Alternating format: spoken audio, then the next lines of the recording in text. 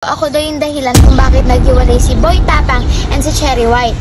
So, tingin nyo, ako nga ba talaga ang dahilan na paghiwalay nila? Pwede na! Gunggong! Barinig kita sa mukha eh! Huwag mong subukan, masisira ang buhay mo. Ay, pwedeng dito na lang. Cherry White. Basa yung uso. And then happy 200k follower. Ha? Thank you.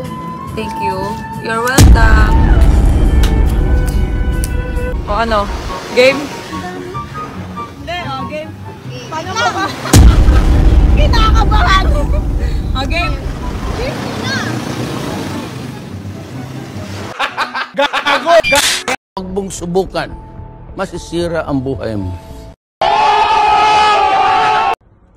Okay, so yun, what's up mga kabanat? At gagawa tayo ngayon ng konting reaction video patungo kila Boy Tapang at Cherry White, no? Kasi natatandaan nyo naman na sabi ni Makagago, di daw ito abot na 1 taon sa kanilang relasyon, no? So dumating na nga ang kinahihintay ng karamihan, no, mga kabanat.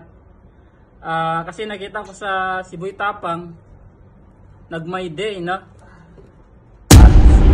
Gago naman, nag-post na rin na ini-congrats daw si Cherry White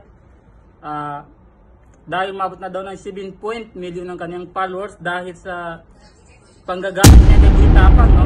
So, ngayon mga kabanat, sino ba yung excited dito sa part na to?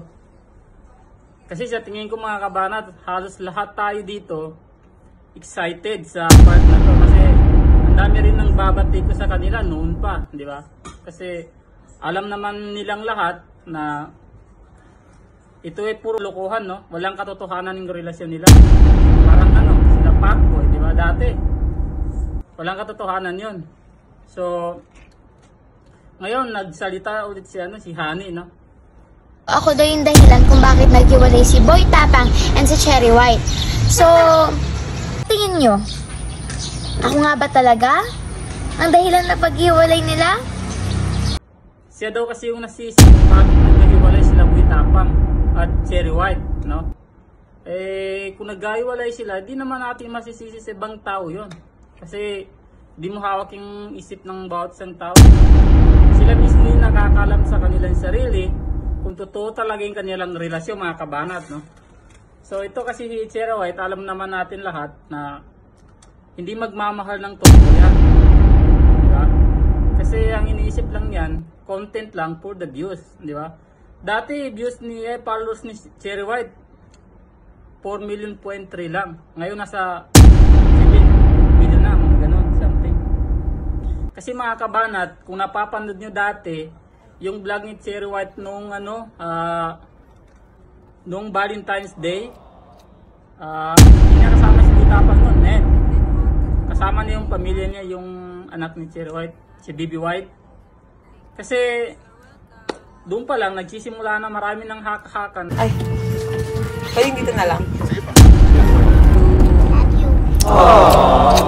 Basa yung uso. And then happy 200k follower. Thank you. Thank you. You're welcome. Naghiwalay na yung dalawa.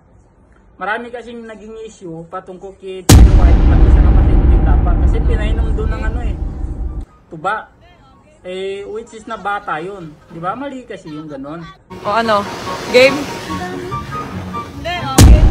Paano ka ba? Kinakabahan. O game?